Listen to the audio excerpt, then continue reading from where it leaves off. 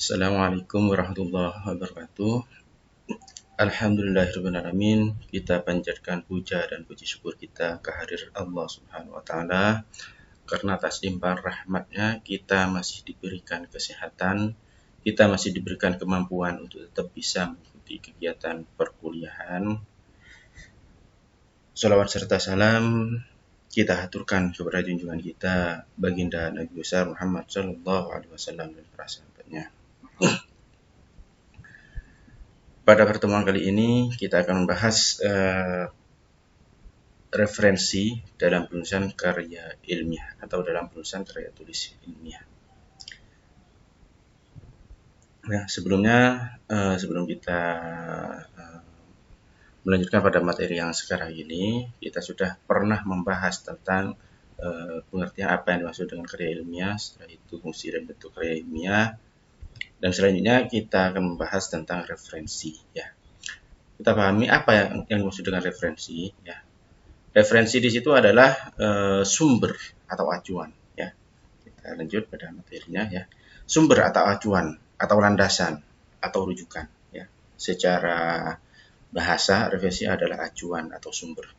Jadi kita mau melakukan sesuatu, mau menjelaskan sesuatu itu salah atau benar, sesuatu itu valid atau tidak, maka kita perlu rujukan, perlu acuan. Ya, contohnya seperti ini. Misalkan Anda ada temannya yang sedang melakukan ibadah, contohnya sedang melakukan wudhu misalkan, atau sedang melakukan sholat ya. Ada yang setengah jam selesai, ada yang 5 menit selesai, ada yang setengah hari baru selesai dalam satu kali sholat. Nah, mana yang benar, mana yang sesuai dengan ajaran agama, maka kita perlu referensinya. Contohnya dari mana? Contohnya referensi yang kita gunakan itu dari kitab. Kitabnya punya siapa? Silahkan Anda cari sendiri dari kitab pengarangnya punya siapa, atau mazhabnya mazhab Hambali, Syafi'i dan lain-lain. Nah, itu yang dimaksud dengan rujukan. Makanya di sini referensi dalam karya ilmiah adalah acuan atau sumber atau landasan yang digunakan penunjang dalam proses penulisan karya ilmiah. Tentunya kalau mau menyatakan sesuatu itu benar atau tidak, maka kita perlu pendukung. Nah, pendukung di situ yang dimaksud dengan referensi, dan pendukungnya di sini biasanya yang kita gunakan di situ berupa diambil dari buku, atau diambil dari kitab, atau diambil juga dari jurnal atau artikel ya. Jadi segala sesuatu yang bisa kita gunakan sebagai penunjang atau sebagai landasan itu yang dimaksud dengan referensi. Contohnya juga seperti ini. Misalkan Anda membuat makalah ya. Contohnya membuat makalah dengan judul pengertian dan karakteristik karya ilmiah. Nah, Anda menyatakan bahwa karya ilmiah adalah tulisan yang membuat mahasiswa sulit, atau tulisan yang membuat mahasiswa merasa kesulitan, atau tulisan yang membuat mahasiswa sakit kepala misalkan seperti itu. Nah, itu dari siapa? Kalau itu yang disampaikan menurut pendapat Anda sendiri, maka itu tidak benar atau kurang benar atau kurang valid. Kalau di situ Anda menyampaikan misalkan karya ilmiah adalah tulisan yang membuat mahasiswa kebingungan, tapi di situ misalkan diambil dari buku A atau buku B atau buku C, berarti benar karena di situ didukung oleh sumber atau didukung oleh referensi. Anda punya landasannya. Ketika Anda misalkan disalahkan oleh teman Anda, loh, kenapa kok karya ilmiah di sini Anda menyatakan bahwa karya ilmiah adalah tulisan yang membuat mahasiswa pusing, misalkan. Anda tinggal tunjukkan, lah ini yang referensi atau sumber yang saya gunakan dari buku ini, dan di buku ini menyampaikan seperti ini. Nah, Anda punya pendukungnya ya. Jadi di situ yang dimaksud dengan referensi ya. Untuk selanjutnya ya, manfaat referensi ya. Yang pertama, memperkuat pernyataan atau penulisan seperti yang saya sampaikan tadi.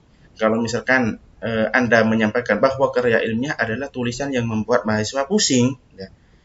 Anda kalau menyatakan sendiri tanpa ada sumbernya, maka itu pendapat. Sedangkan karya ilmiah itu bukan pendapat, bukan opini, tapi berupa fakta. Kenapa kok Anda menyampaikan berupa fakta? Karena punya sumbernya, punya landasannya. Anda punya bukunya atau referensinya.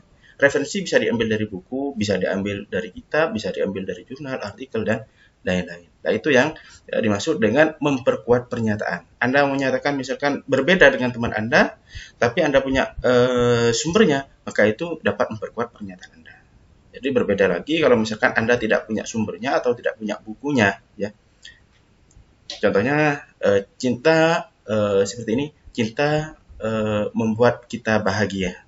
Anda menyampaikan seperti itu dari siapa? Kalau dari Anda sendiri, maka itu kurang valid atau itu berupa pendapat. Dan pendapat di situ bisa benar, bisa salah. Makanya di situ Anda cantumkan sumbernya.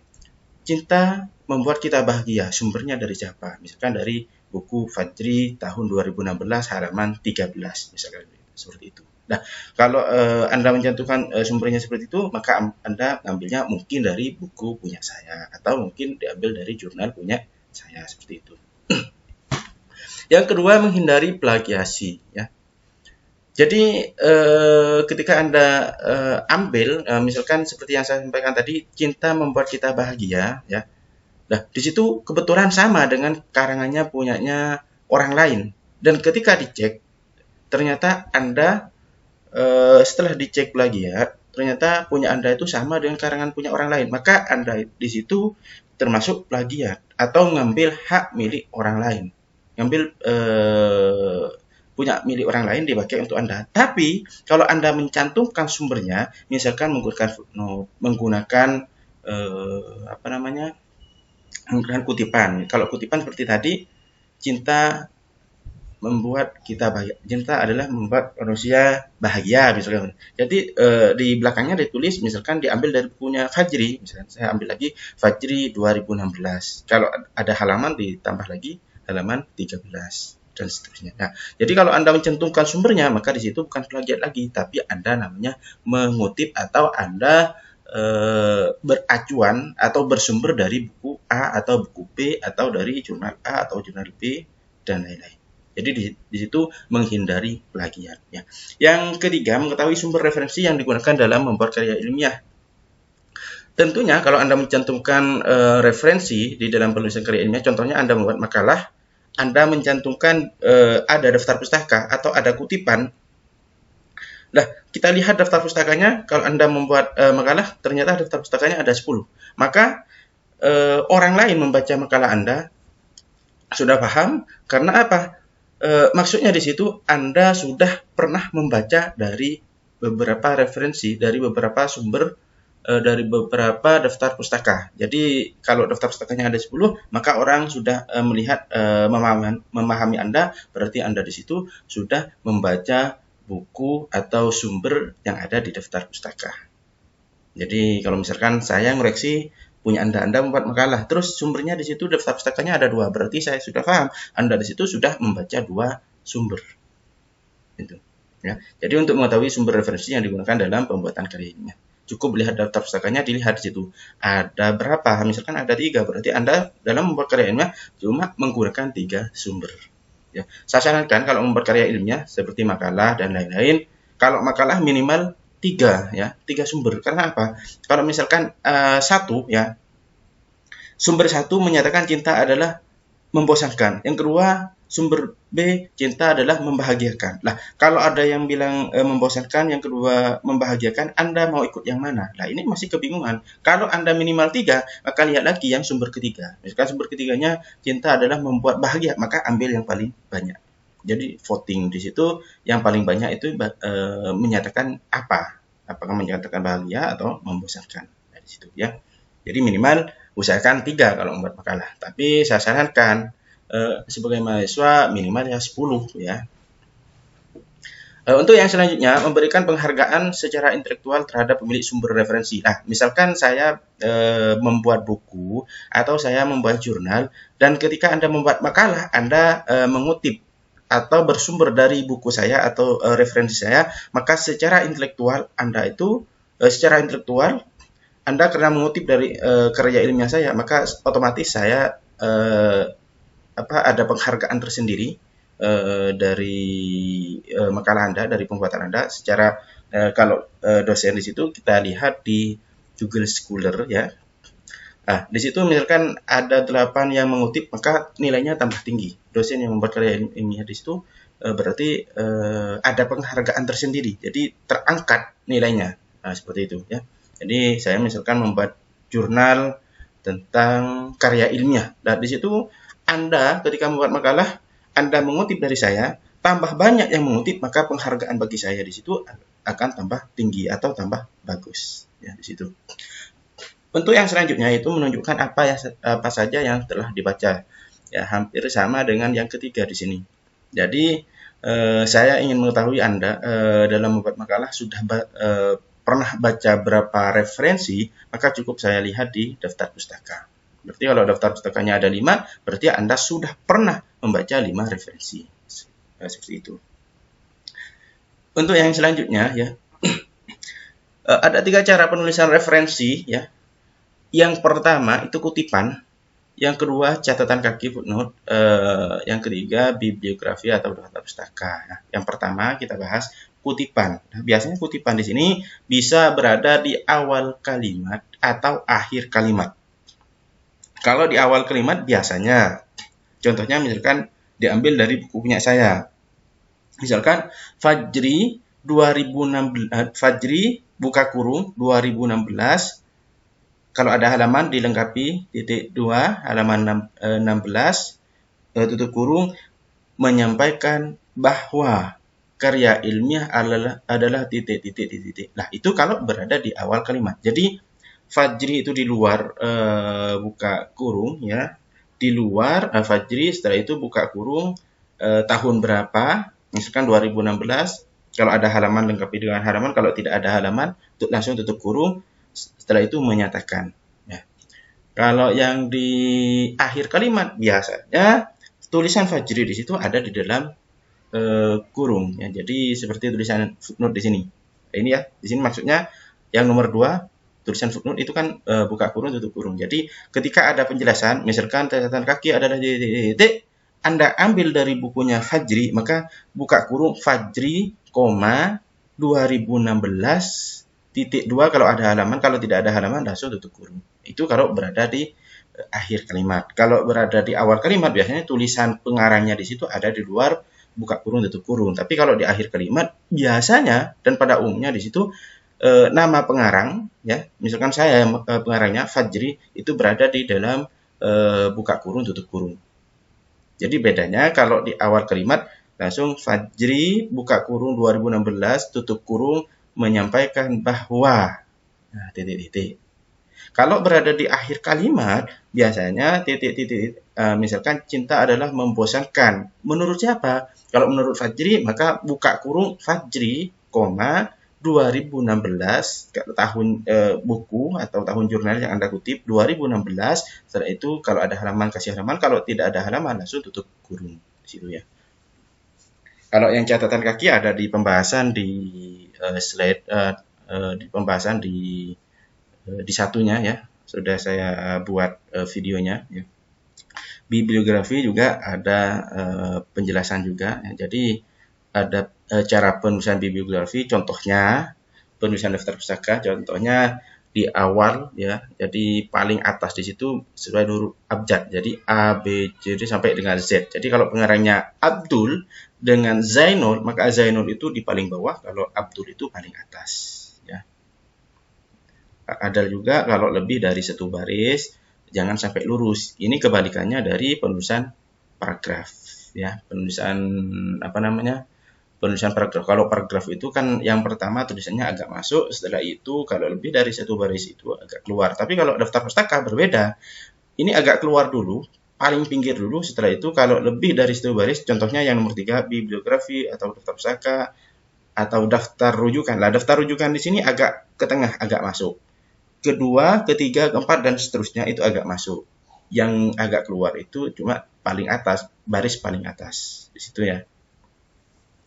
Contohnya juga kalau ada nama penulisnya sama ya. Misalkan Fajri yang pertama, Fajri yang 2016 dan selanjutnya. Terus yang kedua Fajri juga, tapi tahunnya berbeda. Fajri 2020. Nah, tulisan Fajri di situ tidak perlu Anda tulis lagi, cukup garis bawah, straight gitu ya. Fajri, misalkan yang ketiga ada Fajri juga, tidak perlu Anda tulis lagi. Jadi nama pengarang kebetulan sama, cuma tahun yang berbeda, maka cukup garis bawah. Ya. Contohnya penulisan daftar pustaka di sini, yang paling umum kalau Anda dari buku, ya.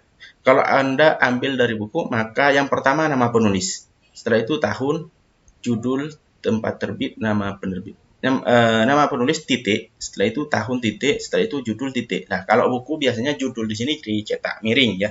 Tempat penerbit di mana? Tempat penerbitnya. Ini biasanya diambil dari kota mana atau kabupaten mana ya. Setelah itu titik 2 nama penerbitnya apa? Setelah itu titik ya. Misalkan nama pengarangnya lebih dari satu kata. Kalau cuma satu kata misalkan Fajri tidak ada masalah. Tapi kalau misalkan lebih dari satu kata, misalkan Zainul Fajri, maka ditulis Fajri, Z. Setelah itu titik ya. Jadi dibalik ya. Bagaimana kalau misalkan ada 3 kata? Kalau 3 kata misalkan Muhammad Zainul Fajri, tetap yang pertama yang ditulis itu kata yang terakhir. Fajri, lah di situ setelah itu diambil inisial. Tapi urut ya. Muhammad Zainul Fajri, maka inisialnya M, Z. Fajri, M, Z. Kalau misalkan ada 4, misalkan Muhammad Zainul, misalkan Muhammad Ahmad Zainul Fajri, misalkan ada seperti itu. Tetap yang ditulis itu kata yang paling akhir. Fajri, setelah itu urut dari depan. Jadi Muhammad, ada Ahmad, ada Zainul, jadi M, A, Z, seperti itu. Ya. Bagaimana kalau penulisnya, pengarangnya ada 2, maka cukup tulis dan. Ya. Penulisan di sini cukup tulis dan. Ya. Jadi misalkan Fajri dan Fitri. Ya. Tahunnya tahun berapa? Misalkan 2016. Judulnya apa? Penerbitnya apa? Nama tempat diterbitkan di mana? Misalkan di Bondowoso, misalkan di Probolinggo. Ya. Setelah itu nama penerbitnya. Ya. Bagaimana kalau misalkan penulisnya di situ lebih dari 2 orang atau 3 orang dan seterusnya? Maka nama penulisnya ya. Nama penulis kalau lebih dari 2, 3, 4 dan seterusnya ditulis semua. Dan yang diambil itu kalau misalkan dari buku ada pengarang ya. Jadi pengarang di situ biasanya ditulis yang disusun dari paling atas sampai paling bawah. Misalkan yang di atas Muhammad Zainul Fajri, setelah itu yang di bawah Fitri, setelah itu Fitro, setelah itu Fajar. Maka yang ditulis yang paling atas Fajri, M Muhammad Z ya, MZ ya.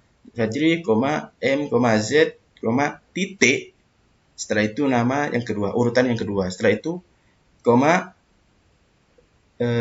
titik ya.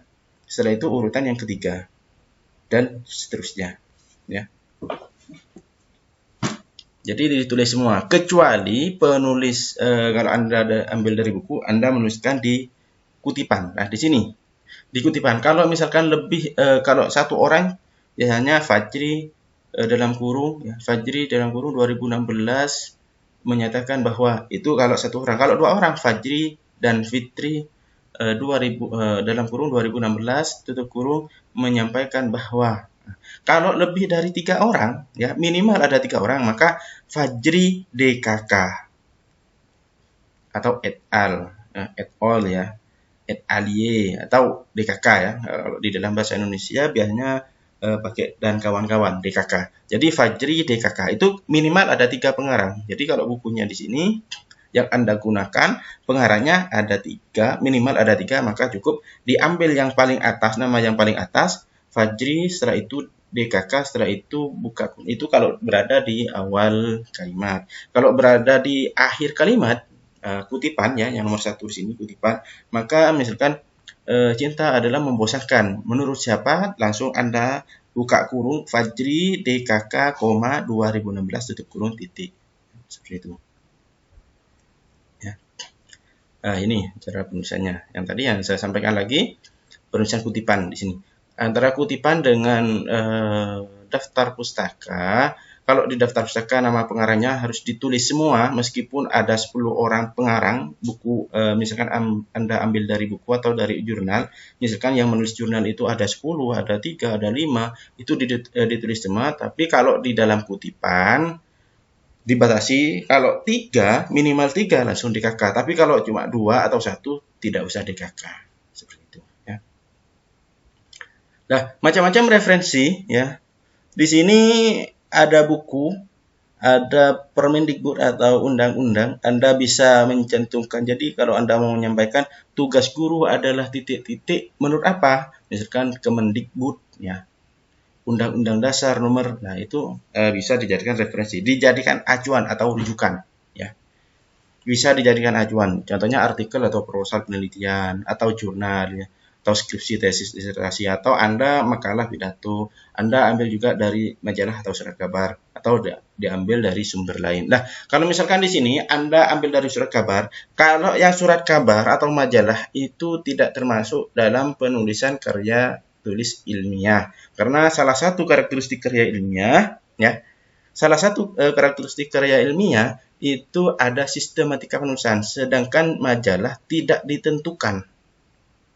Ya, apakah di sini bab 1, bab 2 tidak ditentukan. Makanya majalah atau surat kabar itu tidak masuk karya ilmiah, karya tulis ilmiah. Tapi dengan kalau dijadikan referensi atau jadikan rujukan itu boleh.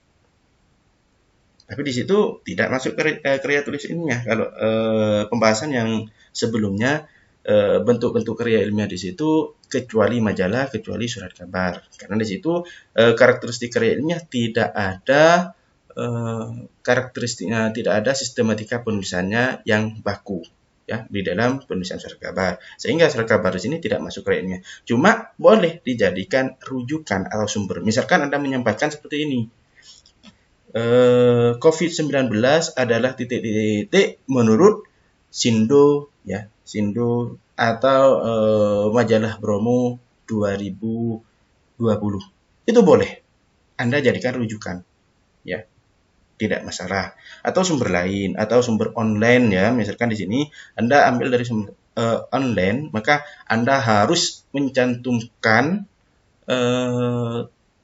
tanggal kapan dan jam kapan. Kenapa kok online di situ harus mencantumkan tanggal dan kapan? Misalkan Anda ambil tentang karya ilmiah dari titik menurut Fajri, dan di situ Anda ambil online, misalkan ambil dari jurnal atau pokoknya online, maka ambil dari Anda cantumkan juga tanggal, diambil dikutip tanggal 26 Oktober 2021 jam 7.00 WIB waktu Indonesia Barat. Kenapa kok harus mencantumkan tanggal dan jam? Karena kalau online itu sifatnya up to date ya, selalu diperbarui. Ketika ada perubahan, langsung cepat diperbarui. Ketika ada perkembangan ya, perkembangan pengetahuan, ilmu, teknologi, maka kalau online itu cepat memperbaruinya. Tapi kalau misalkan buku tidak cepat secara online seperti ini ya. Kalau buku biasanya masih ada edisi 1, edisi 2, edisi 3, dan itu pun paling cepat ya. 1 tahun baru ada edisi lagi, revisian yang kedua, yang ketiga, dan selanjutnya. Tapi kalau online di sini kita misalkan ngirimkan tentang karya ilmiah, tentang pembahasan karya ilmiah di online. Ketika kita tahu, loh, oh iya sekarang ada perbaruan seperti ini, ternyata ini sudah tidak baku lagi kalau kita bahas seperti ini, maka langsung cepat ya. Hari ini jam 7 misalkan saya kirim, mungkin jam 8 sudah saya perbarui lagi. Makanya online di situ harus mencantumkan tanggal dan jam. Ya, seperti juga dalam pidato. Misalkan makalah pidato, Anda ambil dari video ya.